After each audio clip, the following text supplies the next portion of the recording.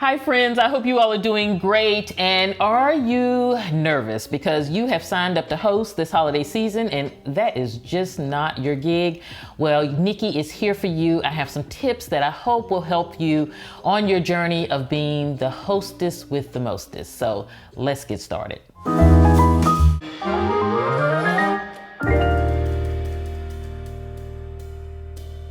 Okay, friends, so let's talk entertaining for those friends out there who, that's really not your thing. And I think that a lot of people would like to entertain, but they just don't know how, or they feel like it may be a lot of work when actually it's not. It's really how you look at it and how you set it up and the tips that you use to really make it an enjoyable experience and make you the star of the show actually in your home. So the first is really, if you're not used to hosting, I would keep it small. Now, I would not jump in and have 50 people and you have never hosted anything in your home before, because that, I think, can be overwhelming.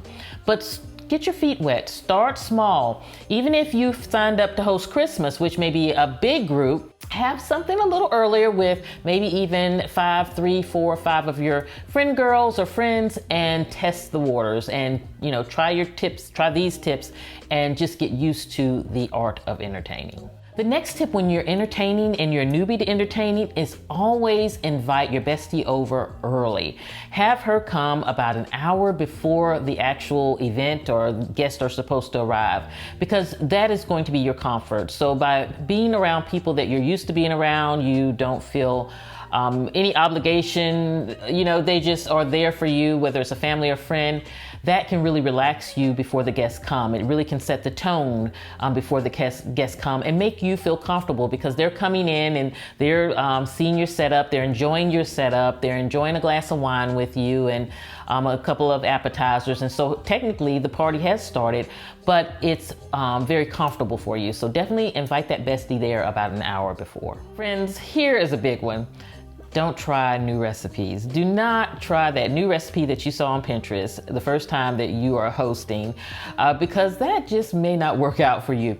You want to stick to things that are your tried and true, the things that you know how to execute. You're great at it. You can whip it out. You don't even need to measure, but just stick to the recipes that you have tried and you feel really, really good about. So friends, the other thing as a hostess is that it's important to set boundaries. You have to remember this is your home, your space. So anyone who comes in your space really needs to understand the boundaries, and it's your job to really introduce them to what that actually is. So if you have a shoe-free home, as the guests come in, just direct them to where their shoes go. And you don't have to make a big deal out of it. As you entertain, you'll get more natural at it. But when they come in, you say, hey, take off your shoes, you can put them right here. People don't even notice that you're really requiring them to take off your shoes. It just makes them feel like that is a natural part of being in your environment.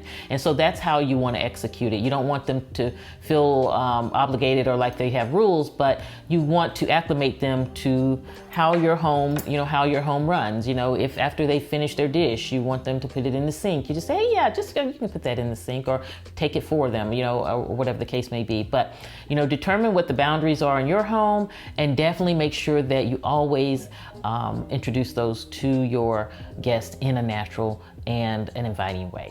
The next tip for the hostess with the mostest is to make sure you have a cleanup plan. Make sure you have that friend, that husband, that kid ready after the party to help you clean up, because once the party is over, whether you were just laughing the whole time or whatever the case may be, you're going to be tired. You're going to be ready to call it a night, but you don't want to leave your house in crazy mode. So you want to have that help already recruited so that once the party is over, you guys can knock it out. And when you wake up, you can just have a cup of coffee and think about the wonderful evening you had before.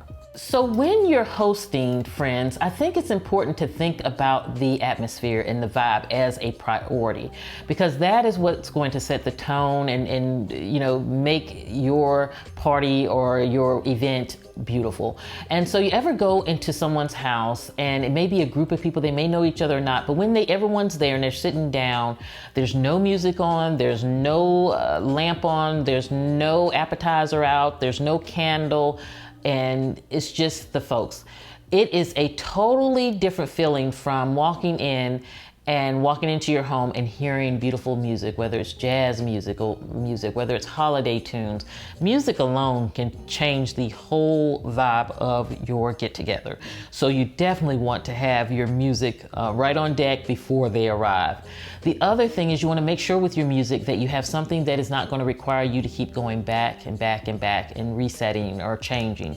You want to have a playlist already ready. You want to have it something that is not overpowering to where your guests cannot hear anything. I know recently I was at an event and the music was so loud, and I don't know if it's because I'm old and maybe it wasn't loud, and just being old, I didn't, who knows. But I will say the music, and no, it wasn't that. It was the fact that it was loud because other people were commenting on it, and it was really aggressive.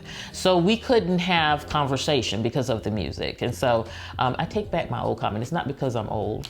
It's because the music was loud. But it was so loud that the people at the event couldn't conversate. And so it was really disruptive. It really killed the vibe. And so you want to make sure that your music is something that is not overpowering and very soft. I recommend jazz. Even with your holiday music, I recommend using a jazz holiday selection. Sometimes when you have instrumentals, it can be just more relaxing and soothing than having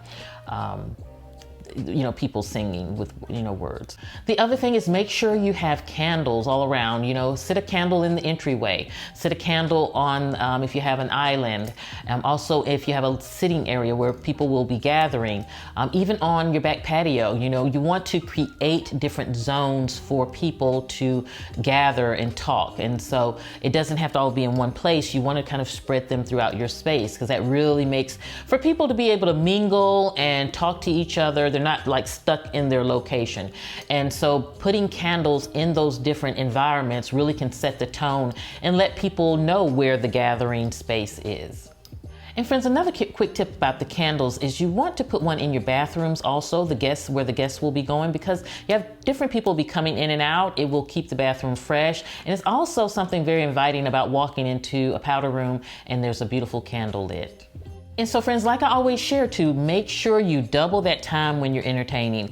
If something is going to take you 1 hour to do in your mind, give yourself automatically 2 hours. That is way buffering your time. You can even at least do an hour and a half, but if you give yourself 2 hours, you know that if anything comes up, you're still covered. So if you're gonna give yourself an hour to get dressed, give yourself 2 hours to get dressed. If you give yourself an hour, 2 hours to cook, give yourself 4 hours to cook or 3 hours to cook. It really is going to make sure that you start on time and that you are not going crazy when the guests arrive.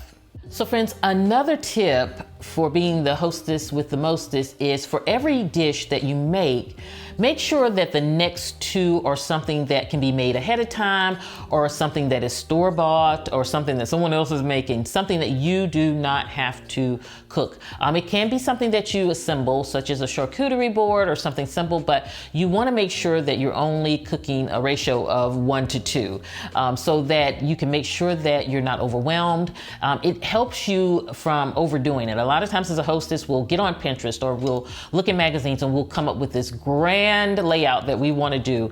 In our mind, it looks beautiful, but when it comes to the execution, it can be a nightmare. And so if you use that simple ratio of 1 to 2, you really can have that beautiful spread, but it's doable. So, if you're cooking one item, the next 2 items need to be either assembly or made ahead of time. The other thing that I want to stress as a hostess is making sure that the beverages are in place and that you have water on hand. Everybody loves water. Not everybody loves water, but a lot of times, majority of the guests that come into my home, they're really preferring water first. They're coming in from outside. They may be a little parched, and water is a refresher. So always have that 100% on hand, but then you also want to make sure that you keep a good supply of beverages easily accessible for your guests, because that is one thing when you're entertaining. People are always drinking, whether it's a cocktail or whether, whatever the case may be. It really is something to always have prepared and on hand, and have a small variety. I think it's good to be accommodating. And on that accommodating note, I do want to, as a bonus, say that don't try to over accommodate for people's eating habits. I think that, if someone is allergic to something, they're going to automatically be looking for that in the food. If somebody doesn't like, you guys know I don't eat rice, so I don't require or I don't ask guests to not cook dishes with rice. I just don't eat the rice dish. And so I always want to encourage you, don't feel like you have to cook certain meals to try to accommodate everyone, because that is just impossible. There's no way to, really accommodate everyone. So prepare the menu that you desire, and your guests will make sure that they have what they need from what you have put out on the table. And truly, my final tip to be the hostess with the mostest is connect with your guests. Don't stay in the kitchen running around. It just makes everyone feel uncomfortable because they feel like, this is supposed to be a time for you to enjoy, but you're working. And so when someone comes to your house and they see you're working, it kind of makes them feel guilty. So you don't want to do that. So when your guests arrive, being the hostess with the mostest, you are mingling, you have your cup in the hand, whether it's a cocktail or coffee, you're engaged in conversation, you're even going and sitting around in the different areas that you've set up for guests and mingling and having a really good time. So that is definitely when you can tell you have a hostess that's the mostest, is when she's having a ball. So friends, I hope that my tips today have helped you, and I hope that you have so much success entertaining this holiday season. And if you have any tips for being the hostess with the mostest, then let me know in the comments. I know all of us and our friend girls down below would love to hear from you. And if you enjoyed this video, definitely please click that like button, and I would love for you to subscribe to the At Home with Nikki channel and be a part of the Friend Girls family. And on that note, join me over on Amazon every Friday at 1 p.m. Eastern Standard Time live. I'm there every Friday. We have lunch together. We have a good time. I show you some fun products that I have in my home, and we just have a good time. So I would love to see you there. So friends, have a beautiful, beautiful rest of your day. I will see you at the next video. And this is Nikki saying goodbye.